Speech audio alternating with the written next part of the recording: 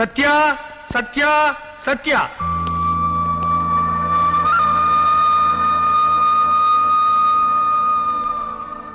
Yes, proceed.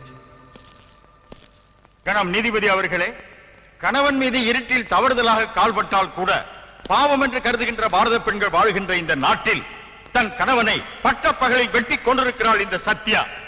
காரணம் கள்ளக்காதல். இந்த பாருமா, நீ உன் புருஷனை கொல்றதுக்கு பயன்படுத்தின அருவாண்மனை, அதுல இருக்கிற உன் கைரேக பார்த்தவங்க சொன்ன சாட்சி, இதையெல்லாம் பொய்ன்னு சொல்றியா? என் புருஷனை நான் தான் கொன்னேன். ஏமா, தாம் புருஷனுக்கு எதிராக பாண்டிய மன்னன் அநீதியா தீர்ப்பு கூறினதுனால கண்ணகி மதுரையை எரிச்சு சாம்பலாக்கியதையும், விதி முடிஞ்சு போன சத்தியவானுடைய உயிரை யமங்கிட்ட இருந்து போராடி சாவித்திரி மீட்டு கொடுத்ததையும் நீ கேள்விப்பட்டது இல்லையா? பத்தும் பறந்து போகுங்கிறது பசிக்கு மட்டும் இல்ல ஜட்ஜையா, பாசத்துக்கு உண்டு. நான் பெத்த பிள்ளையே என் கண் முன்னாலேயே குடிக்க பணம் கொடுக்கலங்கிறதுக்காக கொல்ல போனாரு என் புருஷன். என் புள்ள படுற அவஸ்தைய பார்த்து இந்த பெத்த மனசு தாங்க முடியல. ஆத்திரத்துல அவசரத்துல என்ன அறியாம தப்பு செஞ்சிட்டேன். அதுக்காக என் பிள்ளைய என்கிட்ட இருந்து பிரிச்சிடாதீங்க. என் பிள்ளைய அனாதையாக்கிடாதீங்க ஐயா, அனாதையாக்கிடாதீங்க. அம்மா அழாதீங்கம்மா, அம்மா அழாதீங்கம்மா, அழாதீங்கம்மா. Order, order. கணம் நீதிபதி அவர்களே, குற்றவாளியே கொலையை ஒத்துக்கொள்வதால் அதிகபட்ச தண்டனையான மரண தண்டனை அளிக்குமாறு கேட்டுக்கொள்கிறேன். இந்த வழக்கின் தீர்ப்பை நாளை வரை ஒத்தி வைக்கிறேன்.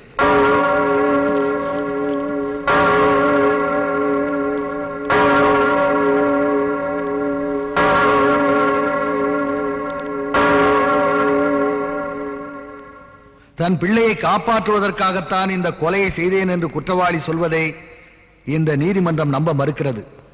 கொலை செய்வதற்கு காரணம் எதுவாக இருந்தாலும் மன்னிப்பதற்கு சட்டத்தில் இடமில்லை.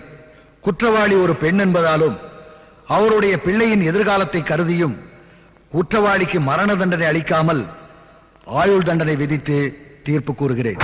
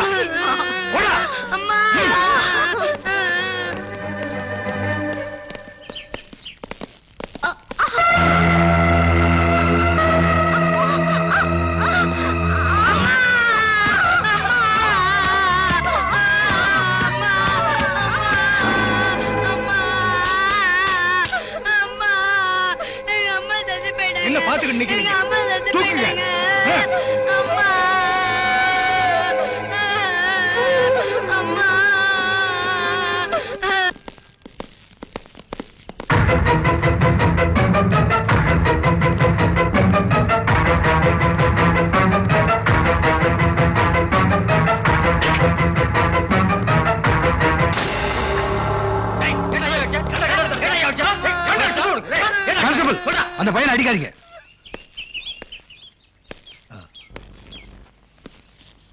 நீ யாருப்பா? என் மேல உனக்கு என்ன கோபம்? உங்களால தானே எங்க அம்மா ஏமாத்திட்டாங்க. ஓ, நீ அந்த சத்யாவோட பையனா? ஆமா, எங்க அப்பா குடிச்சிட்டு எங்க அம்மாவை கொடுமைப்படுத்தினாங்க. எங்க அம்மா அவரை கொன்னுட்டாங்க. அதுக்காக எங்க அம்மாவுக்கு தண்டனை கொடுத்தீங்க. நான் என்ன தப்பு பண்ணேன்னு எனக்கு ஏன் தண்டனை கொடுத்தீங்க? நான் என்னப்பா உனக்கு தண்டனை கொடுத்தேன்? என் படிப்பு பாதியில நிக்க போதே, அது தண்டனை இல்லையா? அடுத்த வேளை சாப்பாட்டுக்காக கையேந்து நிக்க போறேன், அது தண்டனை இல்லையா? தங்க இடம் இல்லைன்னு கஷ்டப்பட போறேன், அது தண்டனை இல்லையா?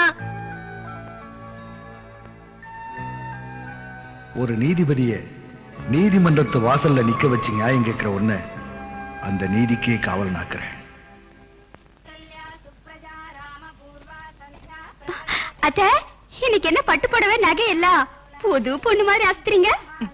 இன்னைக்கு எனக்கும் உங்க மாமாவுக்கும் கல்யாணமான நாள். ஓஹோ, மாமா இன்னைக்குதான் உங்ககிட்ட மாட்டிக்கிட்ட நாளா? வாய முடிவே போய் ராஜா ரமேஷ் எல்லாரையும் எழுப்பி விடு. என்னடி பெருமூச்சு? எனக்கு இந்த மாதிரி புது பொண்ணு ஆகணும்னு ஆசை. யாருக்கு தெரியுது? அதுக்குதான் ஒண்ணுக்கு 2 பெத்து வச்சிருக்கேனே. என்னது 2 பேரா? பரவாயில்ல, அட்ஜஸ்ட் பண்ணிக்கிறேன். கழுத போ, போய் எழுப்பி விடு.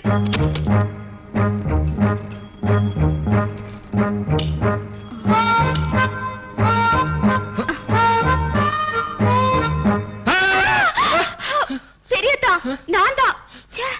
என்ன லட்சுமி, நான் சீரியஸா படிச்சிட்டு இருந்தா கெடுத்துட்டியே. நீயா படிச்சிட்டு இருந்தியா? குப்புற படுத்து தூங்கிட்டு இருந்த. அதுக்கு பேசாம அங்கேயே படுத்து தூங்கி இருக்கலாம். விடிய விடிய படிச்சிட்டு இருந்தனா, அதான் அசந்துட்டேன். ஸ்டேட்ல ஃபர்ஸ்ட் வரணும் பாரு, அப்பதானே அப்பா அம்மாக்கு பெருமை. ஐயே, அத்தை மாமாக்கு வெட்டிங் டே, குளிச்சிட்டு வந்து சேரு. சின்னதா, ஏய் ஸ்டூபிட், ஏண்டி உள்ள நுழைஞ்ச?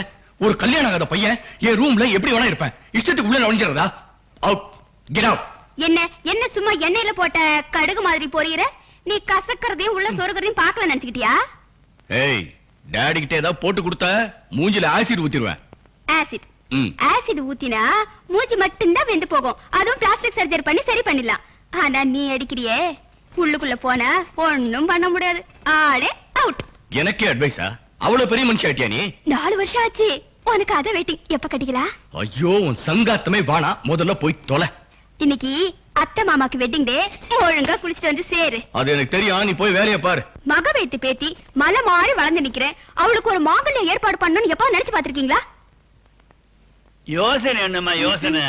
தான் தங்கச்சி மகளுக்கு தானம் கொடுக்கறதுக்குன்னு என் மகன் 1க்கு 2 பெத்து வச்சிருக்கான். உனக்கு யார பிடிக்குதோ சொல்லு, முடிச்சிடுவோம். முதல்ல சாப்பிடுவாங்க தாத்தா, அப்புறமா சொல்றேன்.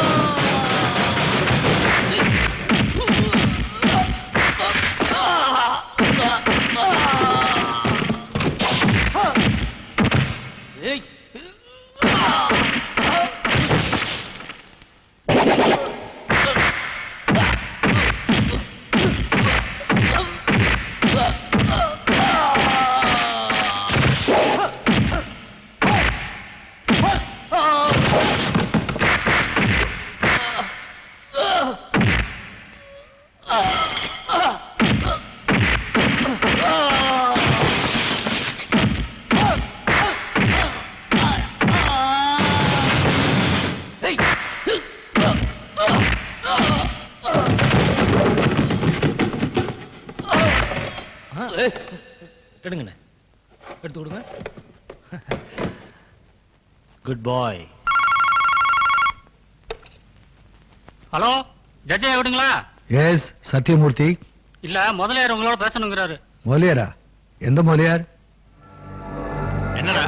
இல்ல, முதலியார்னா எந்த முதலியார்னு ஜட்ஜி கேக்குறாருங்க.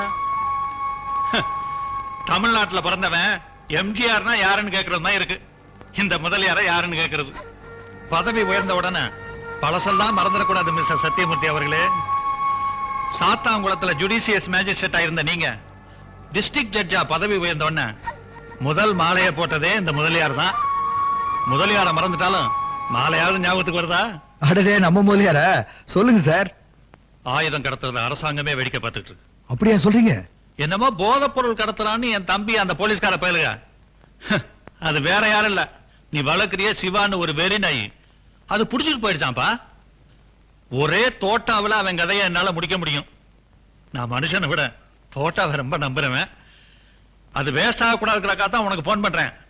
இன்னைக்கு அந்த கேஸ் உன் கோர்ட்டுக்கு வருது. ஏன் கோர்ட்லயா? ரொம்ப நல்லதா போச்சு. நான் என்ன பண்ணணும் சொல்லுங்க. என் தம்பி நிரபராதின்னு நீங்க தீர்ப்பு சொல்லணும். அவ்வளவுதானே, நான் அப்படியே சொல்லிடுறேன். பரிகாரத்தை பணமா பார்க்க ஆசைப்படுறீங்களா இல்ல பதவி உயர்வு?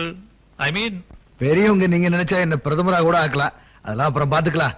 முதல்ல நான் உங்களுக்கு செய்ய வேண்டியதை செய்யறேன். வச்சிட்டுமா? ஓகே.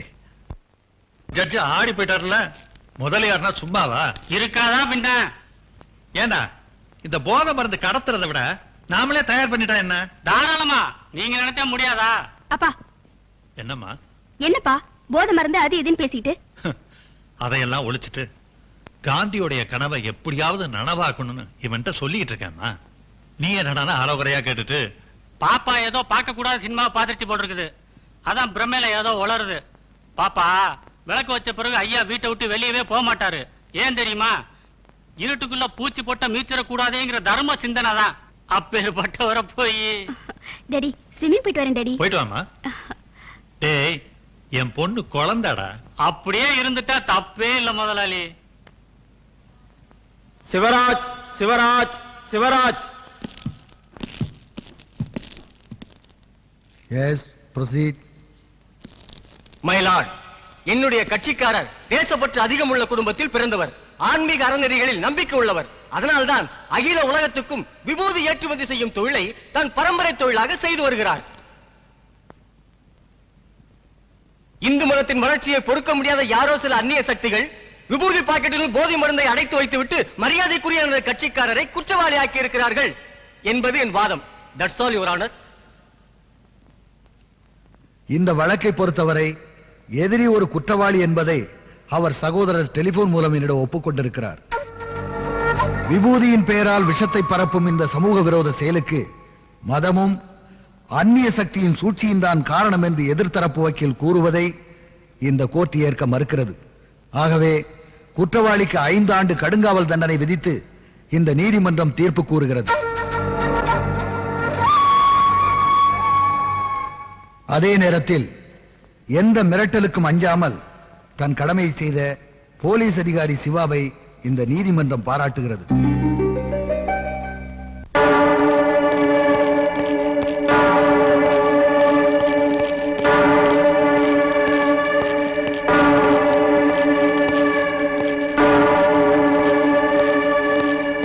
சத்தியமூர்த்தி, உன்னால முடியாதுன்னு அப்பவே சொல்லிருக்கலாம்ல. என் தம்பி என்ன வேற வழியில காப்பாத்திருப்பேன். வேற வழியில அவன் தப்பிச்சிடக்கூடாதுன்னு தான் போன்ல அப்படி சொன்னேன். ஓஹோ, எல்லாமே ஓ பிளான் தானா? இந்த பார், கோர்ட் வேணா ஓ சொல்படி ஆடலாம், ஆனா கோட்டை ஏன் சொல்படி தான் ஆடணும்.